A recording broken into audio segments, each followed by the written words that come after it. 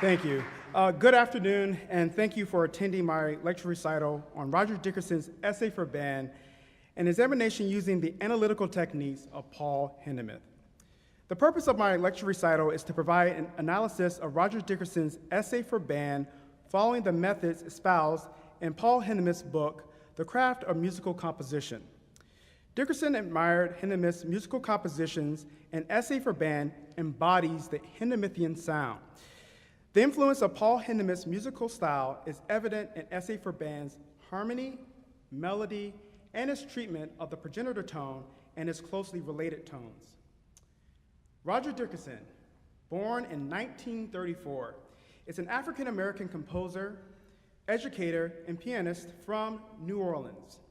His compositions include multiple works for orchestra, voice, chamber ensembles, and solo instruments. He published only one work for wind band, Essay for Band, composed in 1958. Unfortunately, this work was rarely performed in its first 60 years, and it is not known by many band directors. In recent years, there has been a movement to program music by composers from historically marginalized and underrepresented communities. Essay for Band has benefited from this movement, which also seeks to elevate the past contributions African American composers have made to the wind band repertoire. Over the last 5 years, this work has been performed more frequently, including by leading collegiate ensembles such as the Ohio State University Symphonic Band, University of Texas Wind Ensemble, Florida State University Wind Ensemble, University of Cincinnati College Conservatory of Music Wind Symphony, University of Illinois Wind Symphony, and the University of South Carolina Wind Ensemble. Now that performances of Essay for Band are more common, there is a need to provide conductors with a complete formal analysis of this work to inform their performance, as well as knowledge about Roger Dickerson's experience with band and how the musical style of Paul Hindemith influenced Essay for Band. Roger Dickerson was surrounded by music and musicians at an early age. He was living on Claiborne Avenue in New Orleans as a child and remembers watching brass bands parade past his grandmother's house. He was introduced to the piano around age 4 by his grandmother and played French horn, baritone, and tuba in his high school band.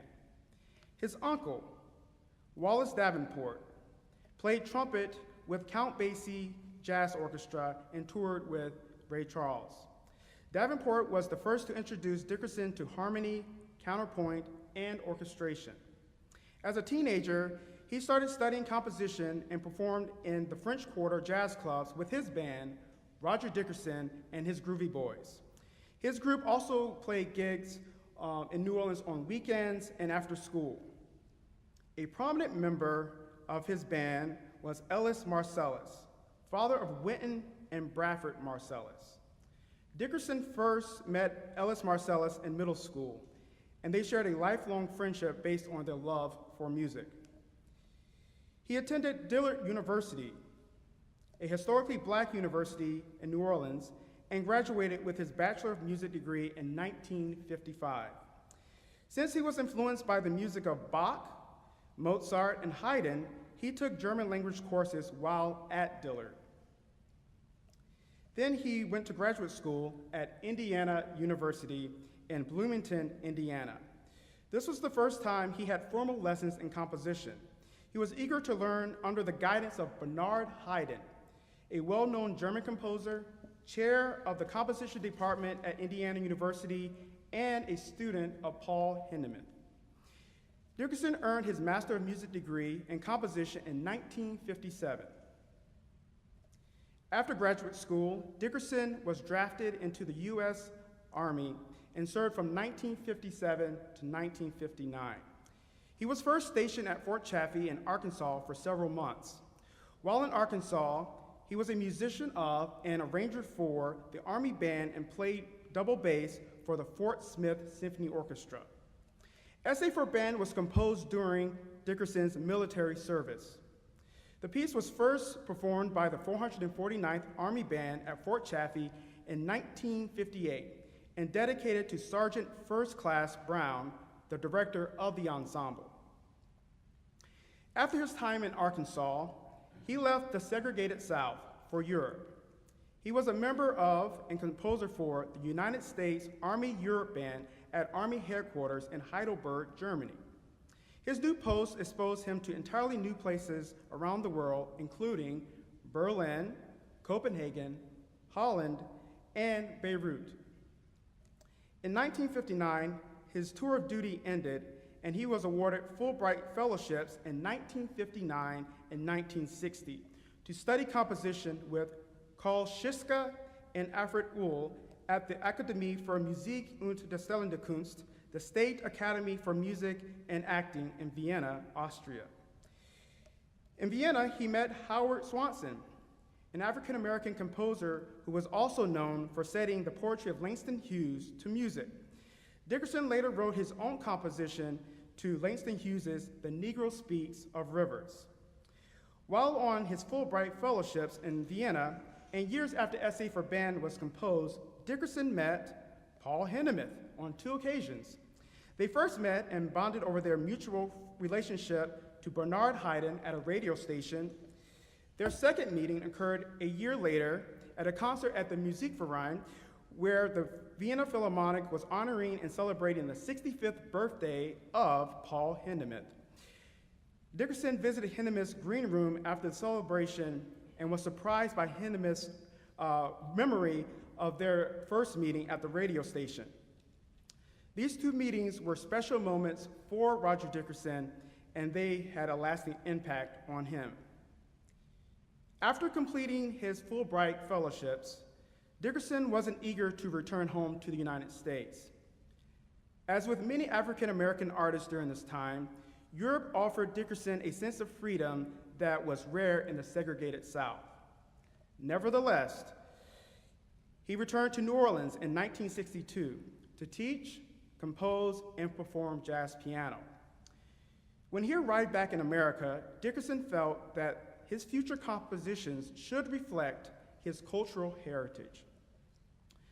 Dickerson was an adjunct professor at Xavier University, lecturer and choir director at Dillard University, served as music coordinator at Southern University at New Orleans, and appointed adjunct professor of composition at Loyola University of New Orleans. He also began to teach private lessons to young musicians looking to improve their craft. Dickerson impacted the lives of many students over his life. He is currently 89 years old, and he continues to teach composition lessons. Thanks to online video conferencing, he is teaching lessons throughout the United States and around the world. His most famous and prominent student is Terence Blanchard. Terence Blanchard started studying composition with Roger Dickerson at age 16. Blanchard is a trumpeter, 7-time Grammy Award winner, who performed on soundtracks for Spike Lee movies, including Do the Right Thing in 1989 and Mo Better Blues in 1990. Blanchard has composed music for most of Spike Lee's films, beginning with Jungle Fever in 1991, Malcolm X, Clockers, Summer of Sam, 25th Hour, Inside Man, Black Klansman, and The Five Bloods. He was nominated for 2 Academy Awards for composing the film scores to Black Klansman and The Five Bloods.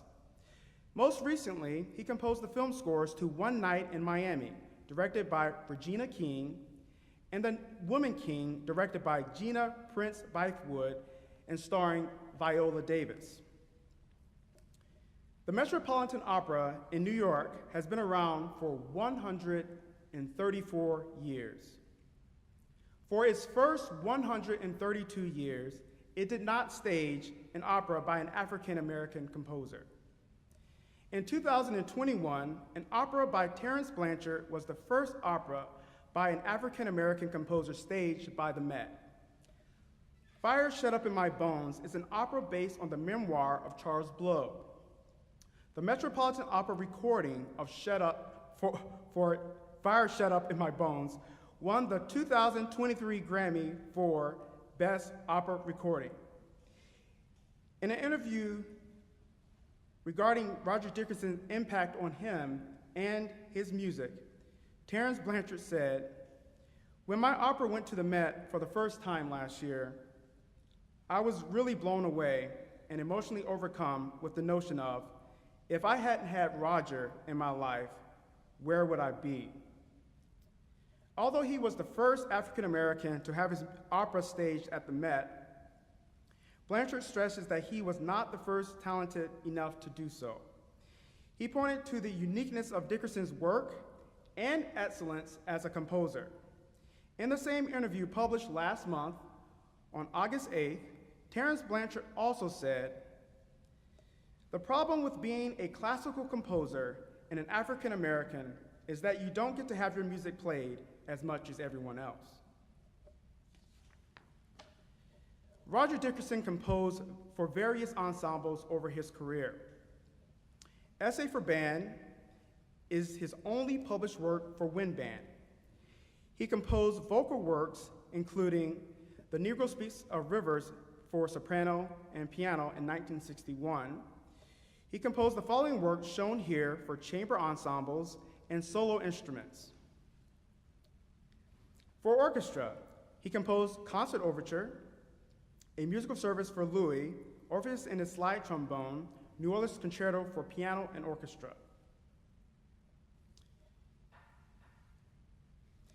He received 2 Pulitzer nominations. The first nomination was for a musical service for Louis in 1972. This work is a requiem for New Orleans legend and trumpeter Louis Armstrong. The second nomination was for the New Orleans Concerto, which was commissioned in 1976 by the New Orleans Centennial Commission. James Hinton produced an hour-long documentary for PBS in 1977 entitled New Orleans Concerto. This documentary explores the life and musical process of Dickerson. They interviewed the composer, his parents, wife, and friends. They also give insight into his performance and composition approaches as he prepared for the premiere of his concerto with the New Orleans Philharmonic Orchestra. He was elected to the American Society of Composers, Authors, and Publishers, ASCAP, in 1965. In 1972, he composed a series of concert pieces for young string players on a commission from the Rockefeller Foundation. Before we examine Essay for Band, we will look at Paul Hindemith's methods for analyzing 20th century tonal music. Paul Hindemith, born in 1895, was a German composer as well as a violist, theorist, and conductor. Hindemith helped to create a new conception of tonality with the 12-tone scale while retaining the traditional anchor of a foundational tone. Paul Hindemith authored The Craft of Musical Composition in 1937. He wrote this book primarily to educate his composition students and offer them theoretical writings to help them better compose music. Although he was a professor in Berlin, he did not have a formal degree in music. He was hired based on his reputation as a composer and performer.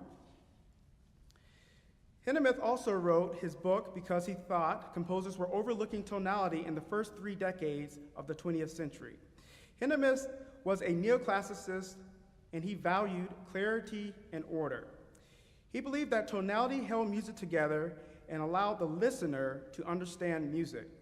His book attempted to develop a way to explain the complexities of 20th century harmony and other styles of music outside the common practice period. The Craft of Musical Composition, book number 1, is divided into 6 chapters. In chapter 1, Hindemith criticizes methods of teaching composition in the 1930s and introduces new principles. He then derives a scale of 12 notes to the octave from the overtone series in chapter 2. He offers his classification of chords in chapter 3, harmony in chapter 4, and theory of melody in chapter 5. And he concludes the book with analyses of several works. We will examine Essay for Band using Hindemith's Series 1, his method for arranging all 12 pitches based on their relatedness to a foundational tone, Series 2, which gives a hierarchy for intervals and a way to classify chords, harmonic fluctuation, and his theory of melody. Hindemith argued that the harmonic series is a natural phenomenon, and the hierarchy of pitches that are represented in the series must be significant.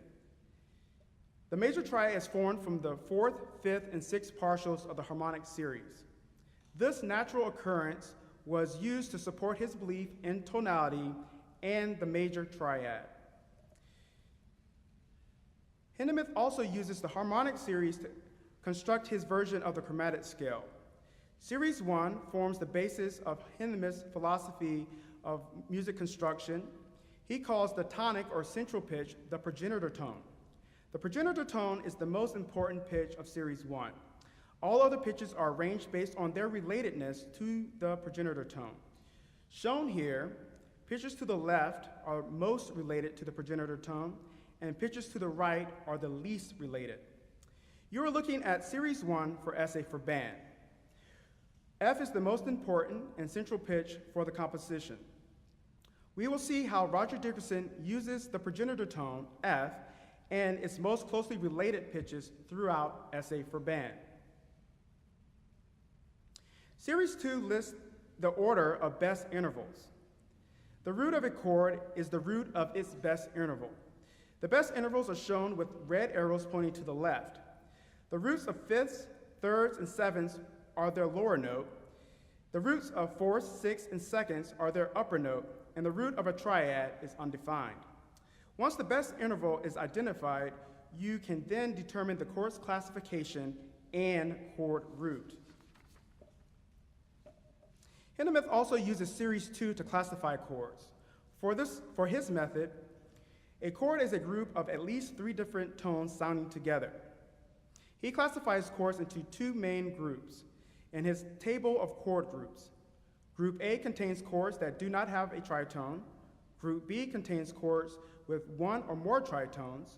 Within each group are 3 subdivisions that make up 6 main categories. These groups use Roman numerals, but do not have diatonic meaning. They provide information about the presence or absence of certain intervals. Group 1 and Group 3 are the most consonant, and Group 2 and Group 4 are the most dissonant. The position of the root of the chord places the chord in a subgroup. If the root is the lowest note, the chord is more stable than if the root is not the lowest note. Hindemith's table of chord groups show the method for analyzing chords. He uses the term harmonic fluctuation to describe the succession of tension and relaxation in a progression. The ideal fluctuation should show an increase in tension followed by a decrease in tension over a succession of chords. Harmonic fluctuation, as he defines it, should increase tension from the most consonant chord group of 1 to the most dissonant of group 4. The excerpt shown here is from the first movement of Paul Hindemith's symphony, Matisse de Mahler. The first theme of the symphony, which appears in measures 39 through 47, illustrate the ideal harmonic fluctuation championed by Hindemith. The first 4 measures of the theme contain consonant chords from groups 1 and 3. In measure 43, the tension begins to increase with the appearance of a group 2 chord. The tension reaches its peak on the downbeat of measure 45 with a group 4 chord. Then the tension decreases in the second half of measure 45 and measure 46. Finally, the theme cadences on a group 1 chord, the most consonant chord group. Let's listen to the harmonic fluctuation from the first theme from Matisse de Mahler.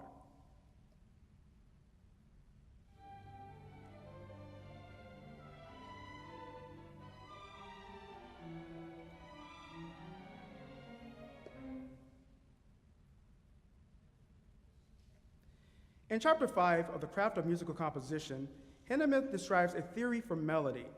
At the time he published the book, Hindemith was astounded that instructions in composition had never been developed for melody. Hindemith's theory allows for any combination of tones to be analyzed as a chord. However, his theory of melody includes non-chord tones. The highest note, lowest note, longest note, and other prominent notes of a well-constructed melody should form a step progression. His primary law of melodic construction is achieved when the important points of a smooth and convincing melodic progression is in seconds. Now let's go back to the first theme of Matisse the Mahler. Shown here is the melodic material of the upper voice, and it demonstrates Hindemith's principles regarding melody. The theme is mostly stepwise, and the leaps are followed by contrary motion. Hindemith's step progression is used to link harmonically significant tones of the melody. Well-constructed melodies may have many step progressions going on concurrently. In the first 9 measures of the first theme, there are multiple step progressions. In the opening measures, we have descending seconds, G, F, and E. Also, descending seconds, C, B, and A. The second half of the melody has 9 descending seconds, starting on B and going down to C. These concurrent step progressions support Hindemith's view that this is a well-constructed melody. Now, let's analyze Essay for Band.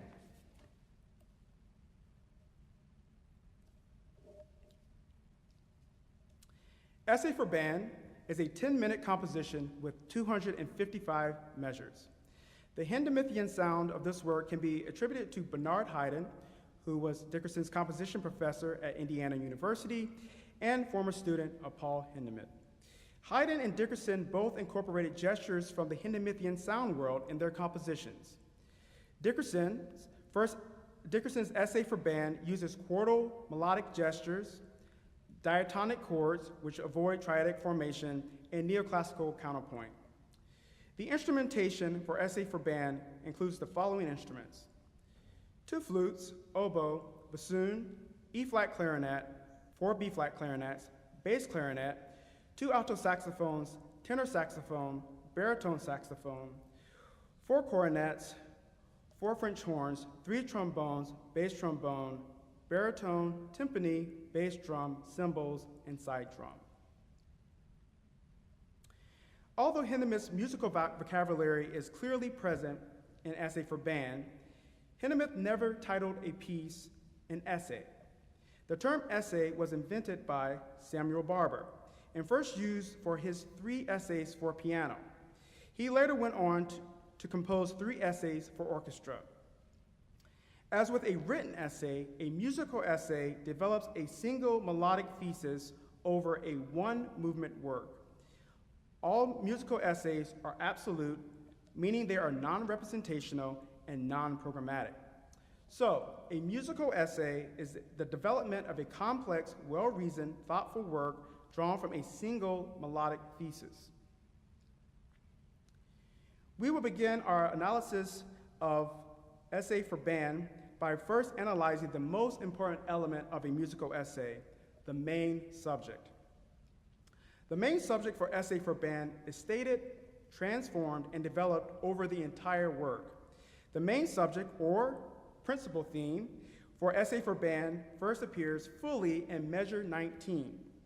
The theme is introduced by the flute, oboe, clarinets in unison.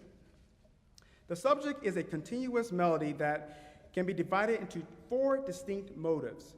The 4 motives, A, B, C, and D, are shown here. The first motive, A, begins with a 4th, C up to F, then a minor 3rd from G up to B flat. The G is replaced by a G flat as the melody descends. The contour of the melody has a strong pull to the progenitor tone, F. The opening 4th and mode mixture are common in the music of Paul Hindemith. Motive B has a dotted quarter and 2/16 note descending sequence. Motive C contains a dotted quarter and 8th note descending sequence. Motive D transforms the final pitches from motive C into 16th note figures.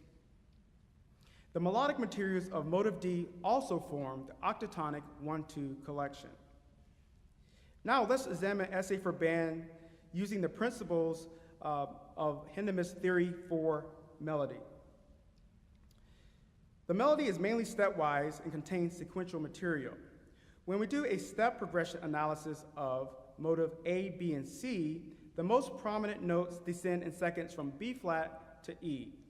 According to Hindemith's theory of melody, the highest note, lowest note, longest note, and other prominent notes of a well-constructed melody should form a step progression. The step progression for the principal theme includes the highest note, B flat, lowest note, A, and the longest note, E.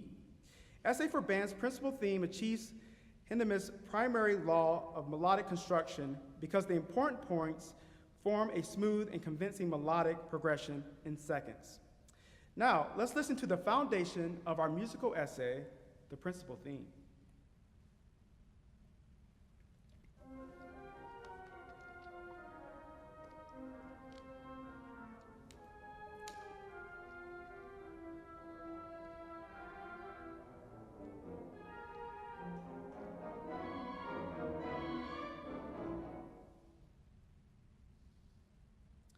The formal structure of essay for band is ternary, ABA, with an introduction and coda.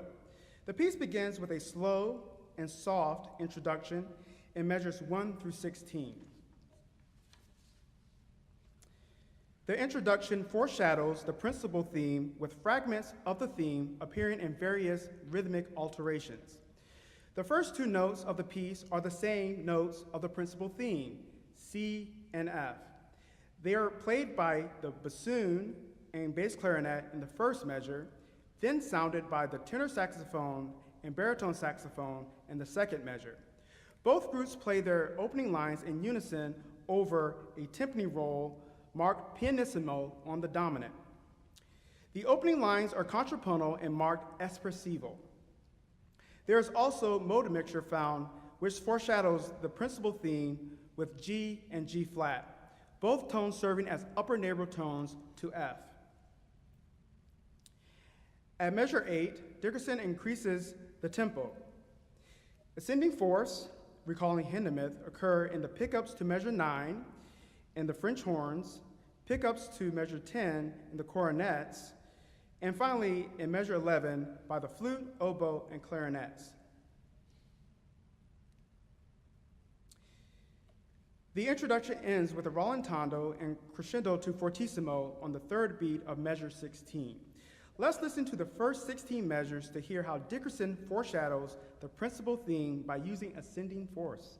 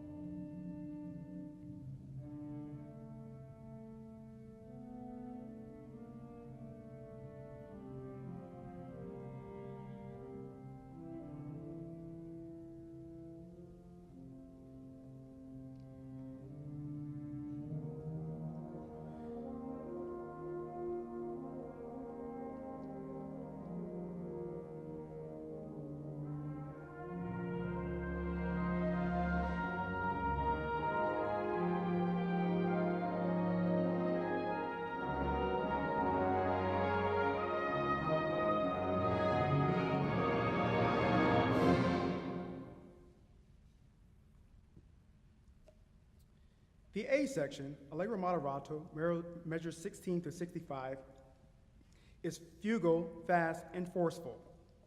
However, it begins with a soft eighth note staccato figure in C minor, played by the tuba and baritone. The A section has 4 statements of the principal theme. As we previously heard, the first statement of the principal theme occurs in measure 19, played by the flute, oboe, and clarinets in F. The accompaniment in the bassoon and bass clarinet begins in C minor, creating a sense of bitonality. The cornets present the second statement of the principal theme in measures 28 through 37. The melody is transposed up a fourth to B flat. Dickerson also extends the melody one measure by adding a dotted quarter and eighth note sequence in measure 33. He also adds an obligato in the upper woodwinds based on the 16th notes from motive D. The third statement of the principal theme begins in measure 39. The theme is a whole step higher in C and played by the flute, oboe, clarinet, alto saxophone, and trumpet. The fourth statement occurs in measure 50 and includes imitative counterpoint of motives A and B. The trombones and baritones make the first statement in F. Then the French horns enter in the next measure in B flat. Finally, the cornets enter the following measure in E flat. Let's listen to these entrances of the fourth statement of the principal theme.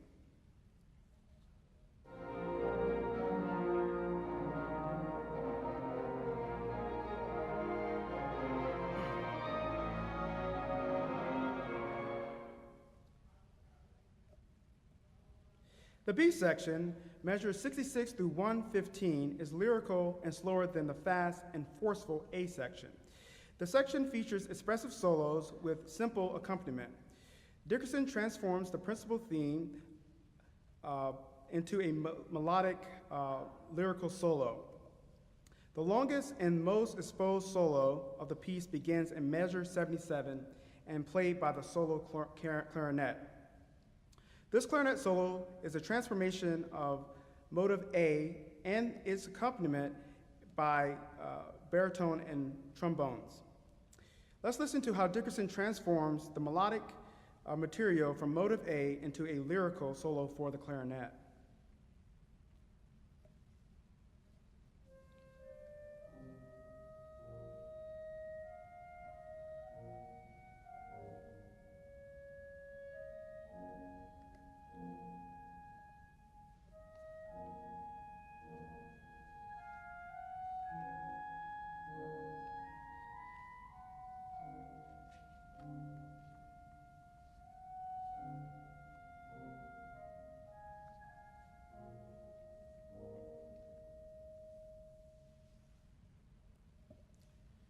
Measures 87 through 90 illustrate a logical succession of chords supported by Hindemith.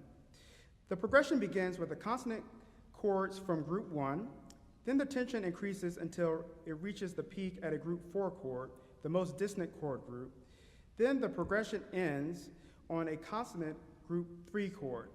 This succession of chords shows the tension and relaxation principle of Hindemith's harmonic fluctuation. Let's listen to this excerpt's harmonic fluctuation.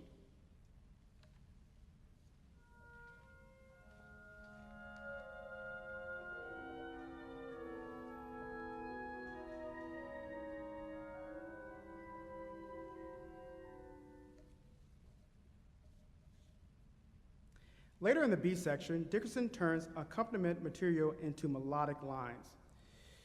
The 8th note and 16th note accompaniment at measure 95 and 96 is played by the cornets and become a melodic sequence at measure 97 with dotted 8th and slurred 32nd notes. This sequence provides the material for the counter melody at measure 103 played by the solo flute. The melody played by the clarinet in measure 77 is now played by the solo cornet, a major second lower. Let's listen to measures 95 through 111 to hear how Dickerson transforms the accompaniment material into the counter melody for the solo flute.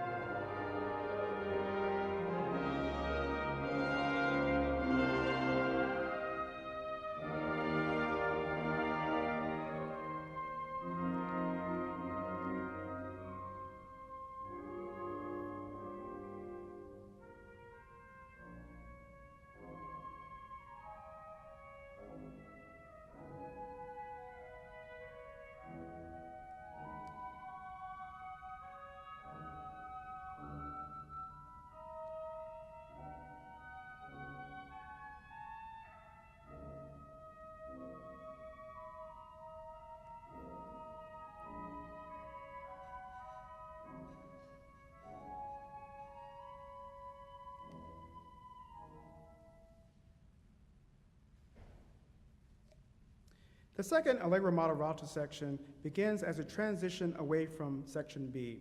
The transition is constructed with open chords in the bass, ascending fourths, and imitative counterpoint.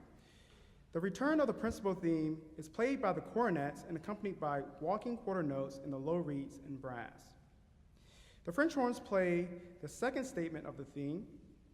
This time, the melody is accompanied by a woodwind obbligato.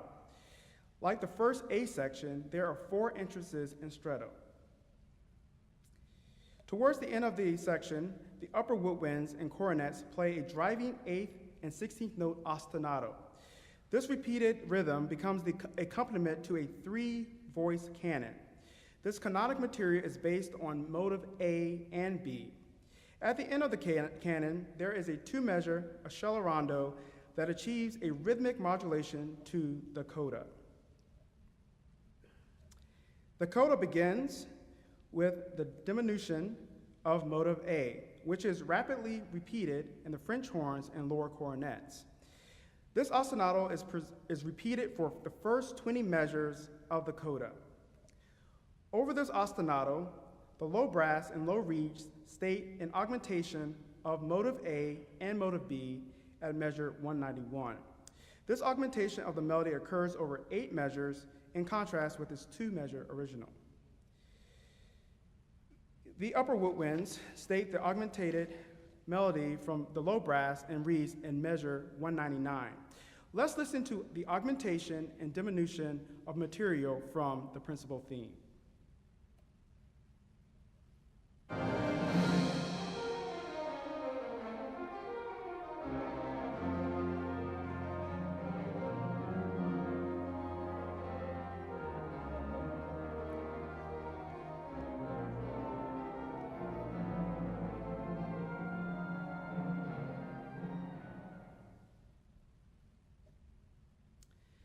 The piece concludes with a final proclamation by the cornets of the first 4 notes of the principal theme. The progenitor tone F is the most important pitch throughout Essay for Band.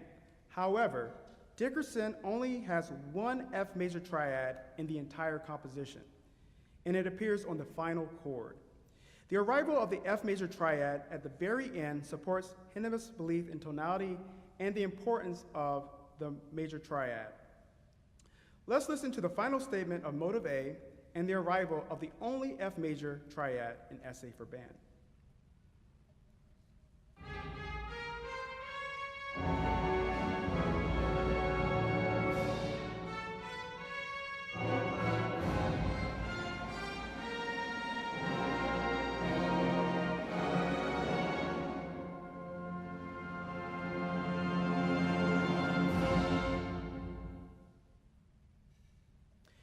Roger Dickerson's meetings with Paul Hindemith in Vienna proved to be a meaningful interaction for him. It is obvious from the way in which Dickerson discusses these meetings that it was a great moment for him, and he had a lot of admiration for Paul Hindemith and his music. According to Dickerson, composing Essay for Band was inhabiting a certain kind of musical world for a time. Before we listen to the complete performance of Essay for Band, I would like to thank the composer, Roger Dickerson, who is viewing this recital right now online. He has been generous with his time and made himself available as we prepared for the performance of Essay for Band last year and for my lecture recital today. I also must thank Dr. Cannon for programming Essay for Band for the USC Wind Ensemble and also preparing me for the recital today and all he does for the bands here at the University of South Carolina. A special thanks to the members of my committee for your time and help with today's recital. So thank you, Dr. Jenkins and Dr. Wrighton. Thanks to my fellow band graduate assistants. Thank you all for your support and most importantly, your fellowship and friendship. Thank you, Cody Gray, Ben Pouncey, Blake Fowler, and Jensen Thomasy.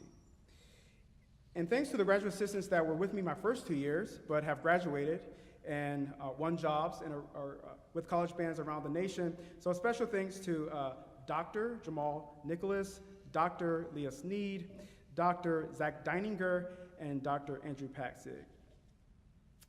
I must thank two people who started attending my recitals when I was at the age of 6, and they've been to every one of my recitals since. So thank you, Mom and Dad, for being here and for all your love and support over my entire life.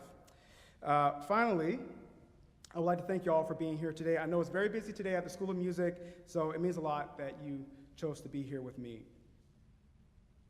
I would also like to thank the members of the wind ensemble who performed Essay for Band last year. It was a great experience for me, and I really appreciate your hard work and your wonderful musicianship. So thank you so much.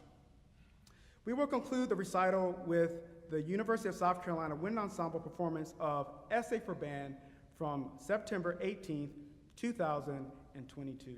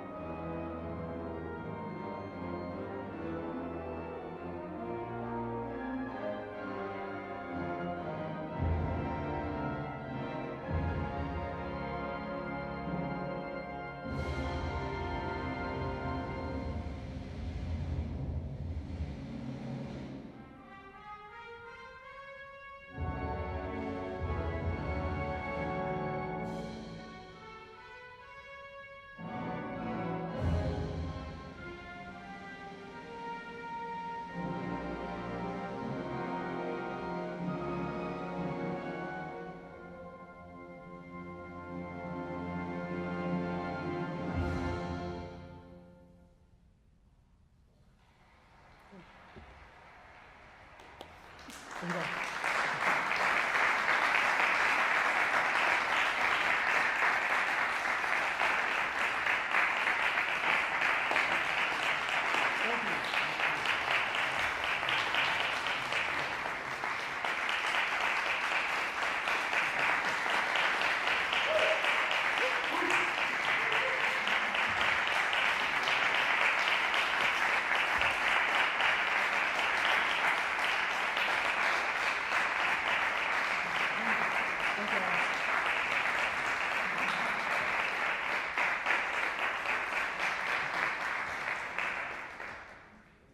All right, thank you. Have a wonderful day. Thanks for coming.